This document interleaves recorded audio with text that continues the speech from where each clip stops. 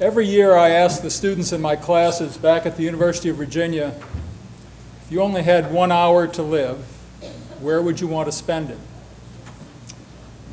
And year in and year out, my students tell me, if we only had 1 hour to live, we'd like to spend it in your class. Where an hour seems like an eternity. So hopefully my time on the stage won't seem like an eternity. But I'm trained as a historian, and so it's been interesting. Obviously, you can see that I've been around for a while, to see the changes over time. When I was trained to be a principal, we were referred to as managers, and management by objective was all the rage. And now you wouldn't catch anybody wanting to be called the manager. It's leader. They've got to be called leaders. We've moved from the correlates of school effectiveness to restructuring, to, let's see, what was next? Comprehensive school reform, and now we've got school turnaround. It used to be that slow and steady change was what was critical. As Don indicated, now it's quick and dramatic change that's important. We used to provide financial incentives for low-performing schools. Now we've still got the financial incentives, but we've added punishments ranging from school closure to reconstitution. And when I started in education, the focus of effectiveness was the classroom. And then it grew to the entire school, because the notion was that you couldn't have effective classrooms in a school that was dysfunctional. And now we've moved a step beyond to focus on school districts, because the argument was you couldn't sustain a school turnaround in a weak district. So that's what I guess brings us here today, to focus on what we're learning about the role of school districts in school turnaround. So first of all, just a quick overview of what we know so far about school turnarounds. I've been at this now for a little over a decade. The University of Virginia has the oldest school turnaround preparation program so far. It started in 2003 as the brainstorm of Governor Mark Warner, who thought that we needed a program that was jointly run by the Graduate Business School of Administration at University of Virginia and the School of Education. So that's a program, the one that was in Chicago, running a couple of elementary schools for a while, but it's really now, since Microsoft discovered us, a nationwide effort, and I was the research director for that program. But my own background, I was trained as an African historian, and when the coup occurred in Uganda, I went to the teacher corps to teach in Philadelphia, and then I was a principal in New York, and then went out to Stanford University to start their instructional leadership program. So what we know, this is all obvious. Each of you could come up with a similar list, that successful school turnarounds are characterized by teamwork, regular review of student achievement data, more time for instruction, interventions for struggling students, professional development, and school improvement plans. No surprises. What about the unsuccessful turnarounds? Exactly the same. There is nothing magic about teamwork or any of the rest. Teamwork can be done well, it can be done poorly. A lot of people don't realize that teams can become nucleuses for negative leadership, for resistance to change, not just embracing change. You can review student achievement data, yet not convert it into anything that leads to program improvement or the identification of students who need special assistance or targeted professional development. More time for instruction, so what if you continue to teach poorly? You're actually exacerbating the problem by having more time for instruction. So I'm sure each of you have examples that could illustrate how to do these things well or poorly. So no magic bullet. Then we come to the real tough nut to crack. How do you sustain successful turnaround? We've got evidence that I'll share with you in a bit where we have about a 65, 66% success rate, getting schools to turn around in 1 to 2 years. But then what happens in year 3 or 4? We get slippage. We still don't understand how to sustain school turnaround for any length of time. I wish I had the answer. One of the brightest doctoral students I ever had did his dissertation on every Virginia elementary school used as the database, and he tested 3 models of decline. By the way, any of you who want to do what Jennifer did and get a doctorate, we don't have studies of decline. We know far more about school improvement than we know about what causes schools to decline. And until we know that, we're always going to be vulnerable. Anyway, he tested 3 models of decline: catastrophic decline, where a school's going along just fine and drops off the cliff the next year. Quadratic decline, where the rate of decline actually increases each year. So it's in that downward spiral. And then boiled frog decline.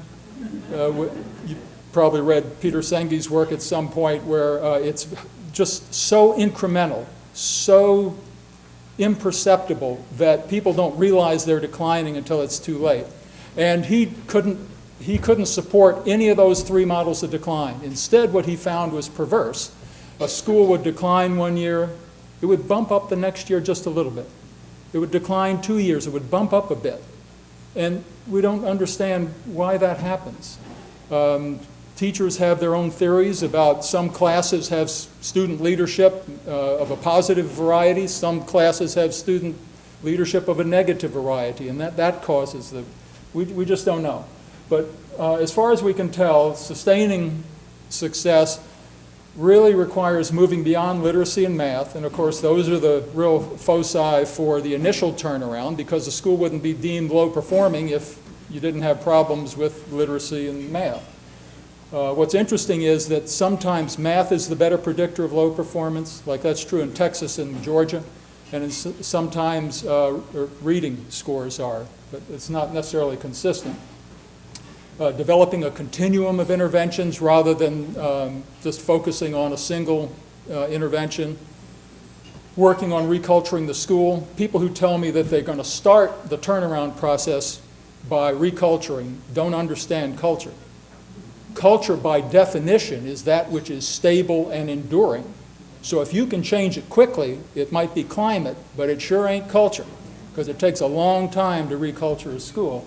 Recruiting and retaining capable staff, I'll say more about that later. And then distributing leadership eventually among others. If you're a new principal, though, you may not know to whom you should distribute leadership. So you would do so at a risk until you get to know your faculty. And finally, promoting project management, which was a piece that we got from our business school colleagues, and which I'm going to say more about because I think it's missing in a lot of turnaround schools and can be the key to really monitoring your school turnaround plan. So anyway, this just has a little bit on our track record. There are many turnaround programs now, so ours certainly isn't the only one. But we've had a reasonably good track record. In Missouri, that should read average gains in reading proficiency of 8.2 percentage points. It's a little confusing. Then we've got some other programs. You know probably of the Consortium for Chicago School Research, one of the best research outfits in the country.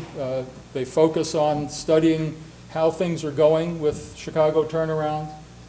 And they issued a report in 2010. They were monitoring 5 different programs, one by the Academy for Urban School Leadership in Chicago. One was our own program. Then they monitored school closure, school reconstitution, and then those turnarounds that ran out of the Chicago turnaround office, the district turnaround office.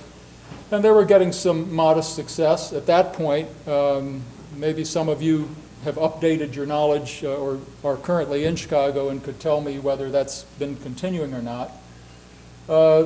We have a Fordham study by John Stewart that was not very encouraging. He looked across a number of states, I think it was 6 states, and found that only 9% actually moved from the bottom quartile to a higher quartile.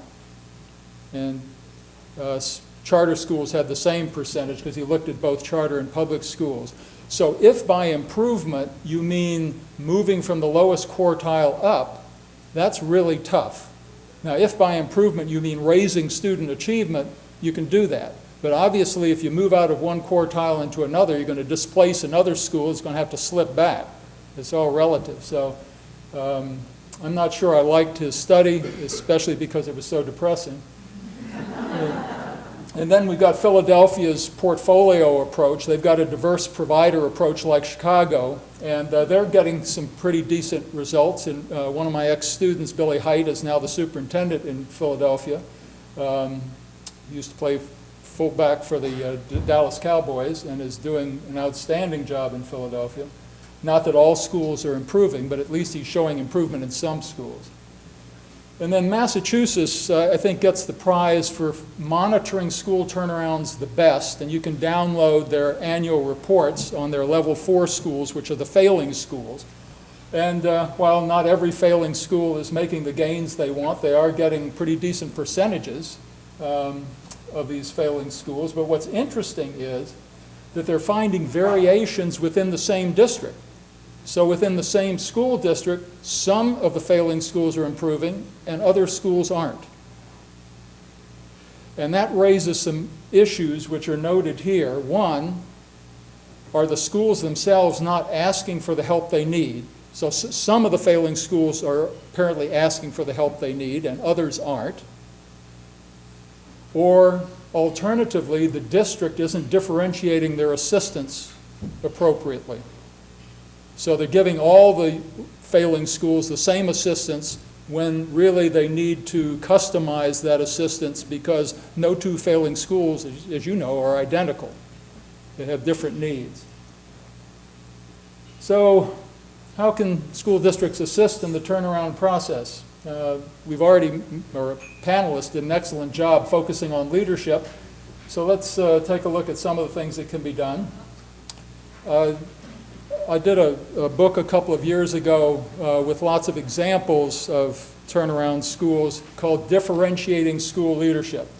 And probably I was influenced by my department chair, who some of you know, Carol Ann Tomlinson, who's the guru of differentiated instruction.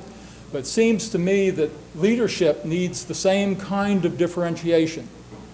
There is, even though our university-based preparation programs, along with business schools, follow a generic leadership model, where it doesn't matter what your background is, you could run General Motors or Ralston Purina. The fact is that the kind of leadership needed to turn around a low-performing school is qualitatively different than the kind of leadership you might have needed in Jennifer's previous school, which was high-achieving, or the kind of leadership you need to prevent a school from slipping back. I call that Act 2 leadership. Sometimes the turnaround principal really needs to move on after 2 or 3 years because they have to expend so much social and political capital to make the changes necessary that then another person has to come in who's more of a healer, who can consolidate the changes that were made rapidly. It was interesting that I wrote a case study on Stewart High School in Fairfax County, which was the lowest performing of their 27 high schools. Now, Fairfax is arguably the best large school district in America. It's the wealthiest. It's the 11th largest, but it has a low-performing high school. And Mel Riddle took 9 years to turn it around. It's a fascinating case, and it's written about in this Differentiating School Leadership book. Then he went to Alexandria. Based on the success, he went to the School of the Titans, if you saw that movie, when it was desegregated. It didn't work. So here was a national principal of the year, amazing success at Stewart High School, but it didn't export to Alexandria, which is right next door. So leadership is more nuanced, I think, than we realize. I'm now involved in what is the largest training program for turnaround principals in the country. It's in Florida, training 120 charter and public school principals to take over their lowest performing schools. And Florida has the second largest number of low-performing schools in the country, second only to Texas. It's a very ambitious program, the kind that could only be taken over by the state. So those of you who represent the state, think about making an investment in leadership, because principals get the state credential. They really are state resources more than local resources. And unless we invest in their preparation in a major way, not just in a, this is preparation beyond the credential. So everybody in this program had their credential in Florida before they even joined. This is that differentiated notion. They need a skill set that goes far beyond what supervision and law and school finance and what we regularly put into university-based programs. And it's a 2.5-year training program. Every assignment is embedded in their actual school assignments. They start out with a practicum and then they do an internship. So it's pretty ambitious. And then the program that we run at the University of Virginia, right off the get-go, has to have a district support team. It's too easy to isolate a turnaround principal. So at the very beginning of the training, there has to be the superintendent and 2 or 3 members of the central office who can run interference for the turnaround principal. When we train turnaround principals, we tell them the most important conversation you're ever going to have occurs between the time you're offered the job, if they're new, and the time you sign your contract.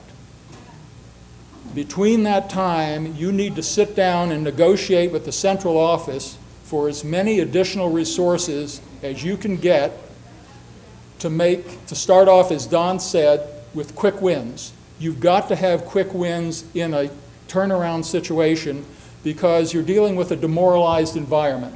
It's a term that Charles Payne from University of Chicago has used, and if you've never read So Much Change, So Little Reform, you need to read it. It's a powerful book, focusing mostly on Chicago. But a demoralized environment is an interesting environment because it's characterized by people who don't want anyone to succeed. Because if even one teacher succeeds, it makes everyone else look bad.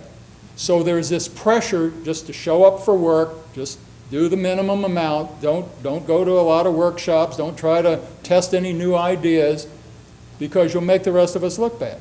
Now that's a pretty toxic environment. It takes a while to turn around such an environment because these people lack confidence. That's why they focus so much on blaming others, because in their heart of hearts they probably realize that they can't take credit for their successes if they also can't take responsibility for their transgressions, for their failures in the class. Doesn't go one way and not the other.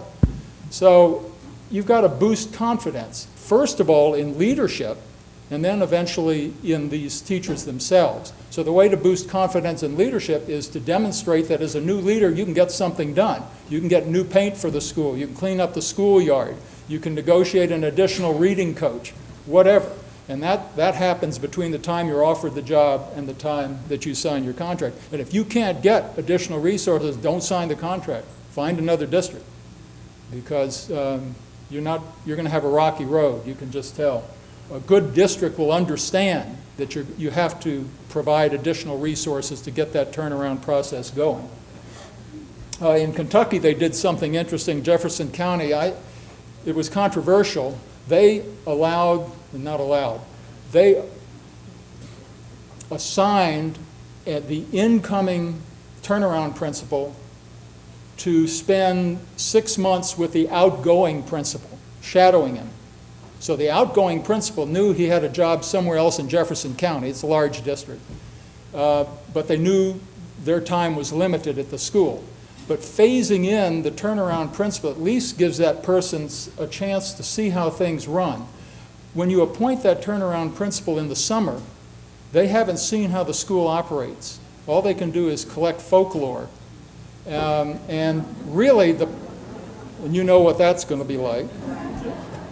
They should begin the planning process to develop their school turnaround plan before everyone leaves for the summer. Unfortunately, we do the turnaround planning in the summer when we can't observe classrooms and we can't hear the teacher's voice, we can't hear the student's voice, which is extraordinarily important. There's a piece from Phi Delta Kappa that was reproduced for your benefit that I did called Tackling the Toughest Turnaround. And one thing that Nancy Sticksel did, and hopefully the folks in CSI Illinois can bring that in. I always thought that was an interest. CSI Illinois should be the next TV program. But hopefully not, yeah. I know they've brought in Nancy before, but she is my poster woman for the best high school turnaround principal I've ever seen. And she gave voice to her students who provided enormous help for her in turning around South Hills High School in Fort Worth, Texas, large school with about a 78% Hispanic population, low income. But one of the things she did was she asked students, why aren't you coming to our after-school help sessions? And the students said, well, we're tired after school. We don't want to continue school, and we often have jobs or we have child care responsibilities at home. So she said, well, when would you come to school? They said, well, if it was one evening a week, like Monday evening, when we've already had the weekend, we'd come. And so she threw in pizza. It's called Monday Madness. She runs a special bus run. They come in from 6 to 8 Monday, and they get help. She learned that from talking to students. She routinely picks courses that are challenging, has 6 or 7 students come to her office, talk about why the courses are challenging without mentioning any teachers' names, and she videotapes those sessions, then plays them back for teachers in that department, that academic department, so they'll understand the kinds of issues students are having, because the students might not open up to the teachers themselves. She just got amazing number of insights by listening to students. Now, it might be a little harder at elementary level, although elementary kids are very frank, I've understood, having grandchildren. But. So, key competencies that our program is built around, nothing magic about these. We always begin by organizational diagnostics, where we try to separate the school-based causes of low performance from the non-school-based causes. Because we don't want to focus on the non-school-based causes. We can't do anything about those. You know what the fastest growing branch of medicine is? Anybody know?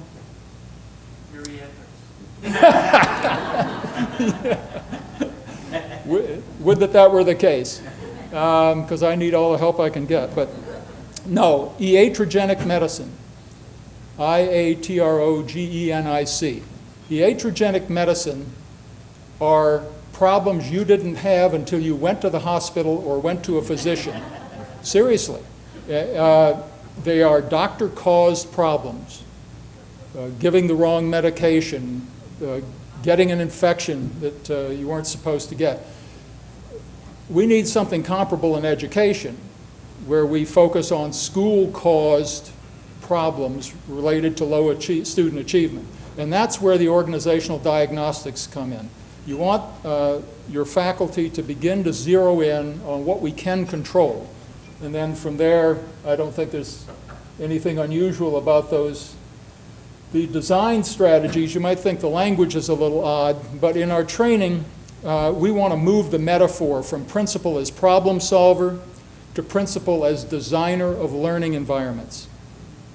Now, you might think that that's just a semantic quibble, but there's a mindset that comes about when you think of yourself as a problem solver.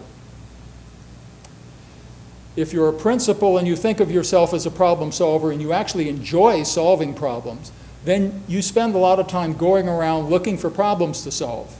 And if you've ever worked for someone like that, you know it can become enervating over time.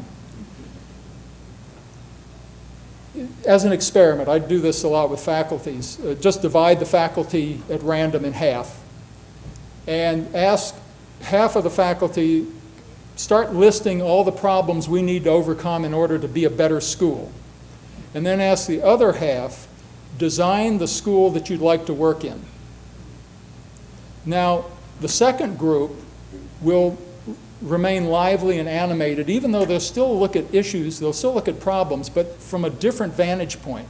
They'll look as designers. The first group, as they start listing problems, you could just see them get visibly depressed, because a lot of those problems they're listing they can't control.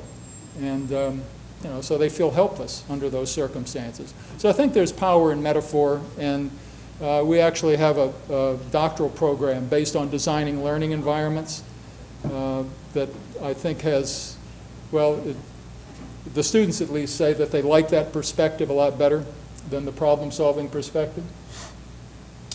So, from a district point of view, you've got to hire and support effective leaders. And Charlotte Mecklenburg tried something that was a bit radical. They took their best performing principals, so from high-achieving schools, allowed them to bring with them 7 or 8 staff members so that they wouldn't be isolated. You know, it's so easy to isolate just a single principal. Like the body walls off a virus, the old veteran faculty will wall off that new principal and they can't get much accomplished. So bringing some folks with them for support makes a lot of sense. Replacing the entire leadership team makes sense. We do that when the president leaves office, right? The whole cabinet leaves with him. But sometimes when we're replacing a principal, we leave the assistant principals and deans in their office, and some of those people may have even competed for the principalship and have a grudge. They just love to sabotage the new principal. So why doesn't the whole team change? Makes sense. And we shouldn't remove effective turnaround principles prematurely. And I see that happening all too often, moving them to another school, and then what happens to the school in which they were? People feel betrayed on the faculty, parents feel betrayed, and those schools slip backwards. Then ongoing support, we've got different manifestations of supporters. Now in our program at UVA we call them district shepherds. These are people to run interference and expedite either hiring or additional resources. But you can have a trained support team, you can have a district turnaround office like Chicago. Now many of your districts are too small to have a separate office, I imagine, but you certainly could have somebody anointed as a shepherd. So that that individual could work directly with the principal. Teacher recruitment and staffing. Now, I just learned something new that's not represented up there. Just reading a study, actually by an AIR hired researcher named Michael Hansen. And it has to do with how we identify and place our most effective teachers. So you can download the study. It's fascinating. And I don't want to go into too much detail because the methodology is so sophisticated, but they use data from North Carolina. They found that by adding 6 to 12 students to the classes of your most effective teachers, so that's based on student performance, that you would get a greater effect than if you removed the lowest 5% of your teachers. Just fired the 5% of your teachers who are the least effective. Now, this study was focused on the 8th grade. They didn't get as many effects at the 5th grade, so I don't know about the differences. But the argument is that your most effective teachers should pick up some additional students, not to overwhelm them, but in effect to give those students a greater opportunity for success. But that means you have to know who your most effective teachers are, which we should know anyway, and given the way the teacher evaluation systems have changed and now you have to take account of student achievement, you probably will have that data available. Eliminate mid-year within district transfers. Pasco County, Florida did that as a way of making sure there wasn't too much turnover in their turnaround schools, because that's the kiss of death for a turnaround school. Now, you won't get it in rural turnarounds because there's not that much turnover to begin with. But in your more urban or suburban turnaround schools, there is a lot of turnover, and you've got to arrest that process, or else you're always churning faculty. And we have increasing evidence of renegotiated union contracts where the unions are at least willing to consider different hiring policies and firing policies for the lowest achieving schools. Targeted staff development and retention, extremely important. I find that one of the biggest hurdles to a successful turnaround is the notion that planning takes place once a year. The same with professional development. It's got to be seen as an ongoing process, one where you constantly pick up newcomers. So newcomers should be getting the same professional development that your existing staff got, so that they at least are on the same page.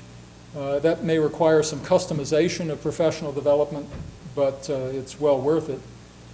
And then staff retention is an issue that's tricky, but if you can offer incentives, that's important. Sometimes reducing class size, but that flies against this Hansen study that I just indicated, where we probably should increase class size. What I like most is what the recovery district did when your old buddy Paul Vallis was the superintendent of the recovery district. I guess he's running for office now, isn't he, in Chicago? Lieutenant Governor.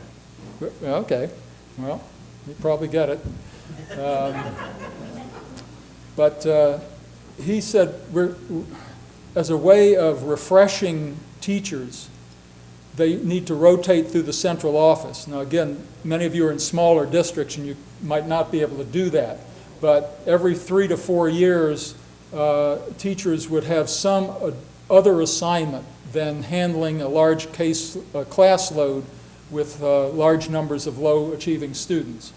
And sometimes that additional assignment was school-based like a coach, but sometimes it was based in the central office, because he wanted to keep that talent, but he knew that these folks who worked so hard couldn't just keep it up year after year. They needed some break, and they needed to know that in advance so they could look forward to the break time and not bail and go to another school district. Lots of planning assistance is needed, but this is on an ongoing basis. Now, I realize we go to 12:15? Okay. So this might be a better time to talk about the 90-day planning cycle. This became the heart of our planning with the UVA turnaround program, and probably one of the most beneficial parts of it. We usually plan for a calendar year at school, but it doesn't work out being a calendar year because you start planning in the summer, but teachers don't get wind of the plan until they return to school, and then you wrap things up in May or early June. This year it's probably going to be July, given all the snow days. We've missed 3 weeks of snow days in Virginia. I don't know about y'all. You're probably better equipped to deal with snow. But we find that planning in 90-day cycles, like private industry does, quarterly reports, keeps people focused in a much better way, because let's say you have a 90-day plan that begins in August and runs through November. Then you're going to take a look at the 90-day plan, make mid-course corrections if necessary, instead of sticking with your year-long plan, doing an autopsy analysis in May or June. It's too late to help students. You know, you've run through the year, you've seen things fail, and so you have to wait till next year to correct it. So just that change in scheduling planning, seeing it as more of a continuous process, makes a lot of difference. But that's just part of it. Now, in order for the 90-day plans to work, you've still got goals and objectives and strategies like you do in your annual school improvement plan. But for each objective, you need to assign a project manager. Maybe some of you are already doing this, so I'm hoping you're finding that it works well.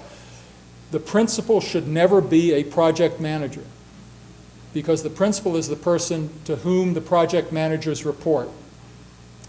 So if you're working on an intervention for 9th graders and you assign one of the 9th grade teachers to be the project manager, to design a kind of ramp-up summer program for 9th graders, that project manager then is empowered to develop a project team.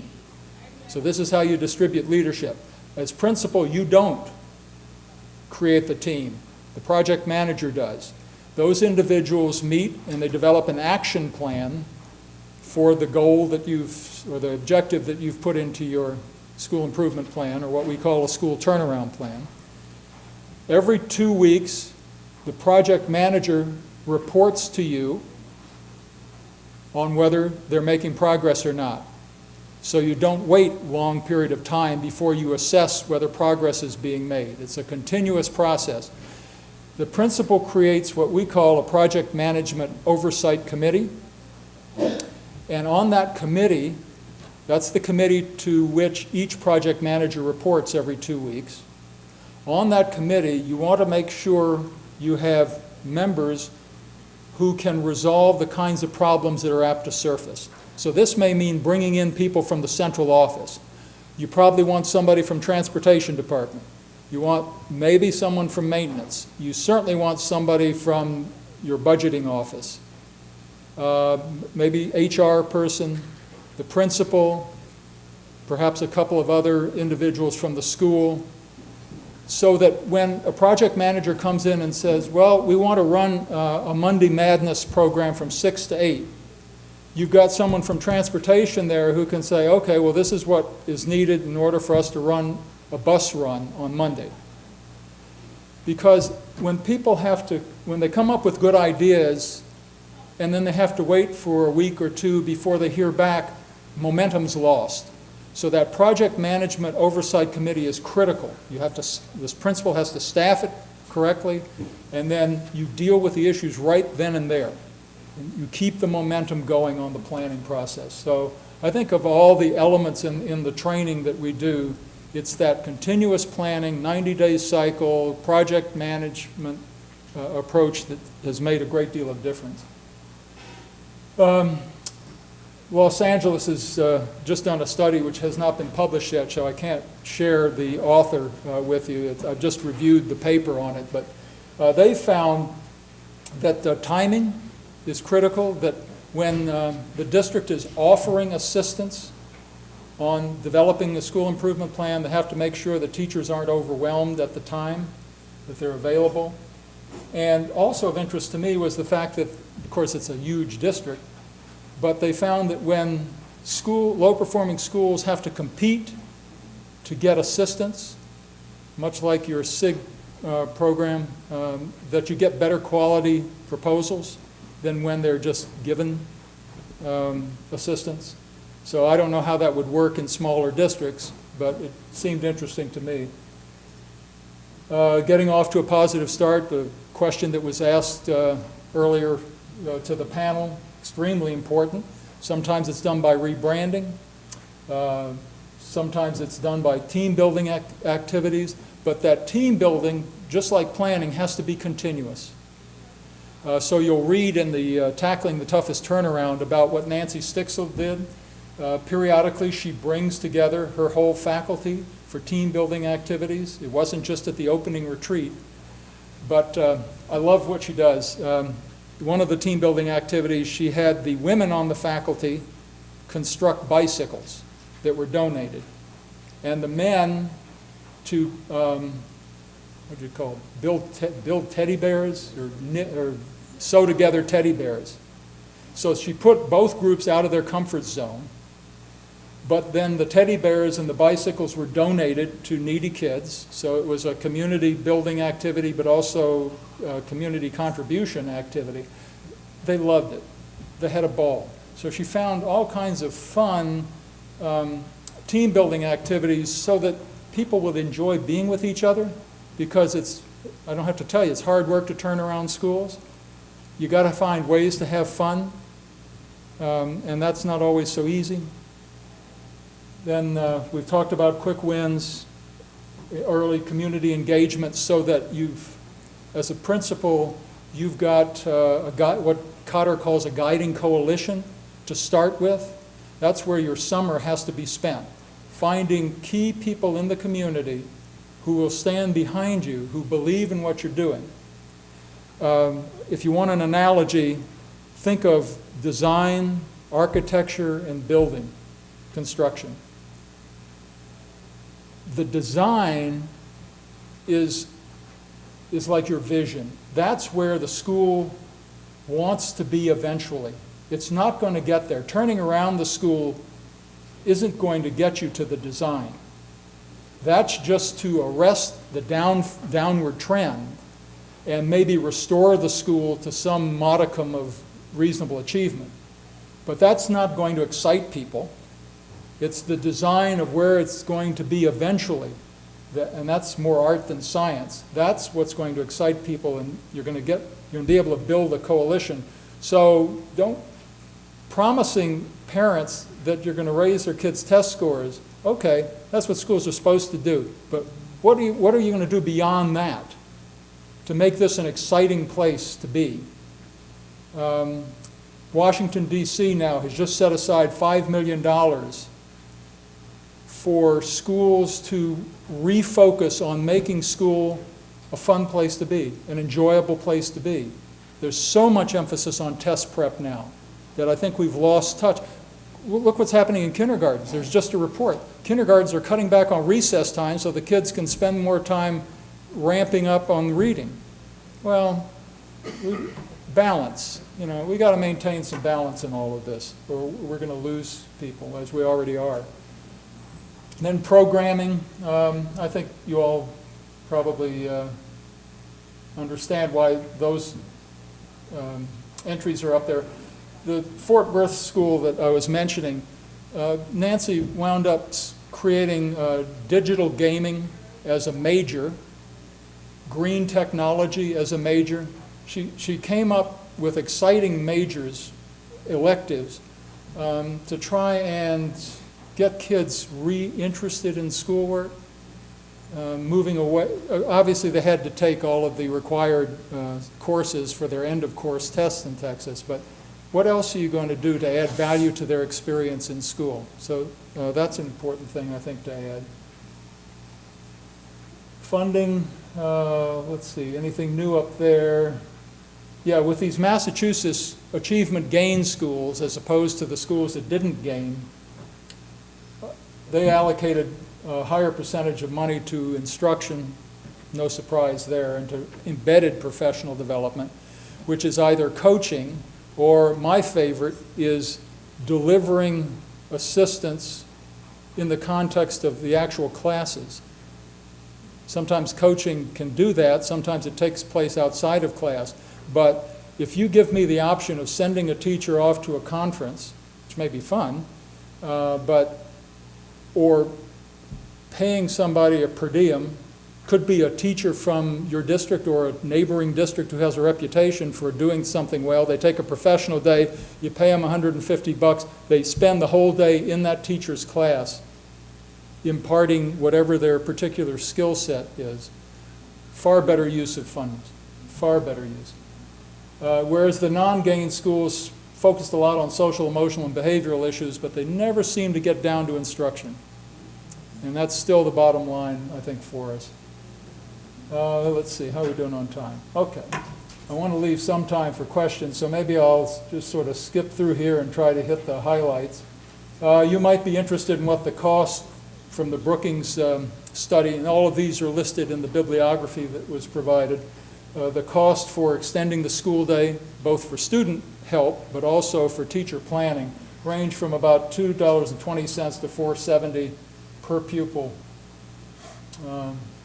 So you have to decide whether that's affordable or not. And these district actions, probably self-explanatory. Let me move on. The trouble spots in our school experience tend to be the transition points, either 5th to 6th grade, if that's where your transition from elementary to middle is, or the transition to high school. 9th grade is, of all the trouble spots, the worst. It's where behavior descends, it's where failure rates go up, absenteeism goes up. So what some districts are doing is eliminating the transition. I was a principal of a 7 to 12 school in upstate New York. It was a rural school, but it brought kids in from the county. And it worked fine. We didn't have a problem going from 8th to 9th grade. I actually had a doctoral student who did her dissertation on that subject, because in Virginia we've got some of each, and she found that problems were far less great where you had 7 to 12 or 8 to 12 schools rather than 9 to 12. So just something to think about. May not be possible in your own context, because I know you've got the elementary districts and the secondary districts and then the combined. And this came out a little earlier from the panel. I just want to underscore it. The school board has to be brought on board, and they have to be continually coached. If they're going to support turnaround, they need to understand what turnaround is all about, what's needed to support it. And you can't assume that. We're the only country that places in the hands of amateurs such important responsibilities. And I realize local control and democracy are important, but we don't have local control of hospitals. You have hospital boards that might handle the fiduciary responsibilities of hospitals, but then you have the medical board, which doesn't consist of amateurs. So someday maybe we'll get the message. You've got the copy of the PowerPoint, so I won't go into detail. I did an in-depth study of Richmond. I'm a product of the Richmond, Virginia public school system. At one time, a very excellent school system. If you had told me anyone could turn it around in the year 2000, I would have laughed at you. It was the second lowest performing district in Virginia. We got a great superintendent, Deborah Jewel Sherman, who now runs the superintendent's program at Harvard, because she was eventually run out of town by our mayor, who was the first popularly elected black governor in the United States, Doug Wilder, who went crazy at some point in his life, and I don't understand what happened, but to run her out of town was sad because she had turned around that school system. And so I tried to do a step-by-step of what she did to turn around Richmond Schools, and it's there for you to review. Again, nothing magic there. She did get a Council of Great City Schools audit. That's the brutal facts. They came in, they looked very closely at what the issues were, and then she acted on what they revealed in their report. So the fact is some districts may not be ready. Jose, can I ask you to, I brought a copy of what we use as a district readiness assessment. It's just a one-pager, but you might be interested in what we look for, because if the district's not ready, we don't sign on to work with them. And readiness involves these dimensions. So you've got to have some commitment from leadership. That may mean the superintendent, the incumbent superintendent, isn't the right one. If that superintendent doesn't own the issue, and if there's no plan to change superintendents, we'll back off until there is a commitment, and that goes for the board too. You have to have some infrastructure in place to support the principals in those turnaround schools. So again, no surprises here. It's just that it shouldn't be automatic. Some districts clearly are not ready to take on a turnaround. And it's better not to do it than to do it poorly, because then you just reinforce the kind of negativism and cynicism that hardly needs reinforcing these days. There are various ways of supporting turnaround initiatives at the district level. You've got the Chicago model with the district turnaround office, but again, that probably doesn't fit most of you. You have the clustering model, which Fairfax County and Houston, Texas have done. Then you could just, if you're a smaller district, you might have special status schools or even school pairing, so you pair a higher achieving and a low achieving school so that they can begin to trade insights. And I realize I'm rushing here, but again, I wanted to leave a few moments for questions. So if you see anything up there you want me to elaborate on, I'll be glad to do it. This is just some of the responsibilities of a district turnaround officer. Even in a small district, you can have a DTO. It just means they may have 12 other responsibilities on top of that. But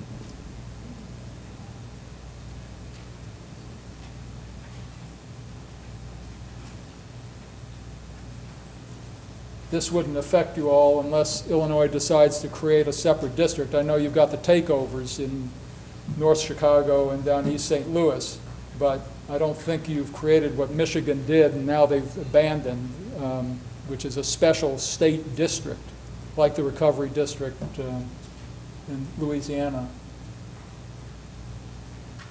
And just some troubleshooting. So frequent turnover at the top of the central office, where boards and superintendents don't accept responsibility for low performance, and where you've got too many helping hands. And they convey mixed messages to the schools because the helping hands from the central office don't agree. So those are three of the real problems we see with central office so-called help. Okay, now ultimately what we want to do is eliminate the need for turnaround. So this is where you almost want to create like a DEW line, a distant early warning system.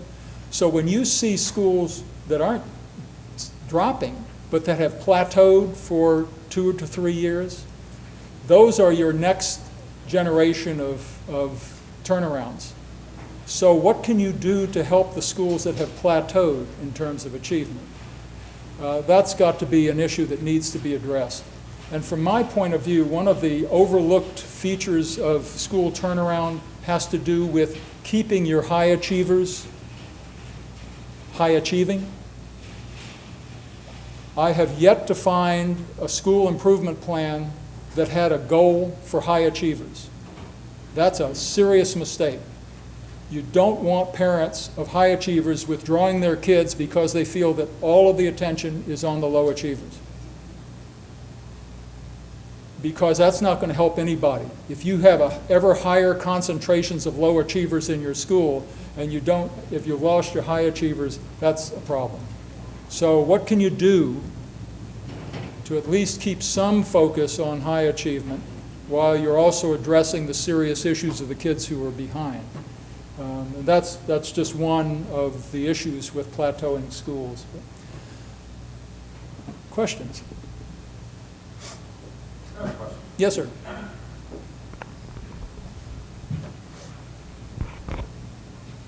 And maybe this is also a potential breakout group in the afternoon, but you mentioned Charles Payne in sort of the demoralized context of education, and I think it's a national sort of phenomenon. We're all extremely demoralized. We know we can't mandate change.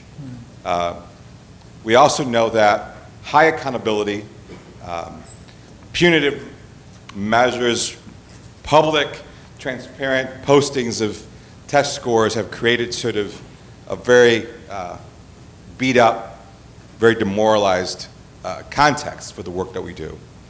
How do we begin to reimagine the accountability measures that are not punitive, but that actually inspire change, inspire risk-taking, inspire some innovation when the carrots or the money is gone?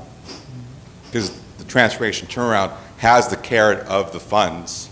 But what we're trying to do is not necessarily have a lot of carrots, but still do this work. So this issue of accountability to accelerate change outside of the paradigm of being demoralized is something that I'd like to discuss in the afternoon and get some insight from you.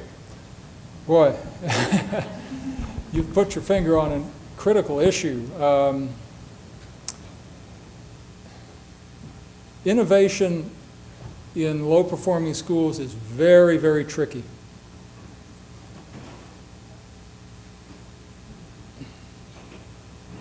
It runs against the advice to only use research-based, proven practices, because in effect, kids in low-performing schools, they're not guinea pigs on which we can try just anything. And the notion that, well, it can't get any worse, yes, it can. And we've all probably seen examples where our well-intentioned efforts to try anything actually have wound up things getting worse. So here we have a conundrum. On the one hand, parents in the community are critical of low-performing schools, but then when we try to change them, parents in the community say, whoa, we don't want to try anything too radical. And maybe that's because it's their kids and they're worried. Or maybe it's because in a world where everything seems to be changing, at least the local school, even though it's low performing, is familiar. And when everything else is becoming unfamiliar, people cling to at least some anchor. I don't know. I don't fully understand it. It's sociological, I'm sure, to some extent. But I think we have to be careful. In order to deal with the demoralization, one thing that would help immensely with at least the faculty of low-performing schools is when we start planning for turnaround, instead of always adding things, what are we going to subtract? What are we not going to do anymore because it's not effective? One of the first things we ask our principals to do is do an inventory of all the special programs in their school. Because usually if you ask the outgoing principal, he or she can't produce a list of all the special programs during and after school and Saturday school and summer school. And then take a look at those. How many are accomplishing their purposes? And if they're not, each of those is a lien on our energy. Get rid of them or find out how to modify them. Instead, but we're always adding, and I think teachers become dispirited after a while because they don't see anything being taken away. That's one thing I would do, but I hope you do have the session after lunch because I didn't address the accountability issue. I'd like to hear the alternatives. Yes, sir.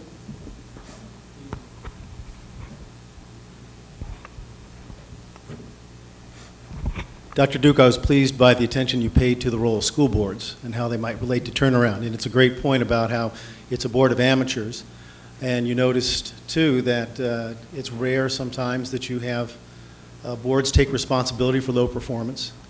And I know there's been a contemporary emphasis on board training. And most of what I've seen is a focus on governance, but not necessarily the role for improvement. So you're trying to take someone who's an amateur, but now you've got to bring some sort of expertise into what they can do to help with turnaround. What do we know about how boards can support turnaround? Well, they can take a hard look at the policies that currently exist, because that really is their domain. Some policies invariably place struggling kids at a disadvantage. So, trying to think of an example from Nancy Stixel. She talked to her students about what they would most want to change about their classes at South Hills. You know what they said? They said, we don't want repeaters in the same class with first-timers. Now that required board policy to change. They got changed. So now, if you're repeating a course, you take it in I think they've got a Plato lab, you take it online. Texas has an online system so that you're only getting first-timers in courses. So, you know, that's an area where I think boards can possibly make a difference. With resource allocation, if your district doesn't have a differentiated funding formula for low-performing schools, that can help. But, you know, each district is so unique, especially here with you got so many districts in Illinois. I wouldn't presume to try and generalize across them, but just beginning with board education about what turnaround is all about and what's required and where it's been done successfully, I think that's a start because they can be great advocates. That's what you want. You want them to be waving the flag for turnaround instead of just criticizing the people in the low-performing school. We're probably doing the best they can.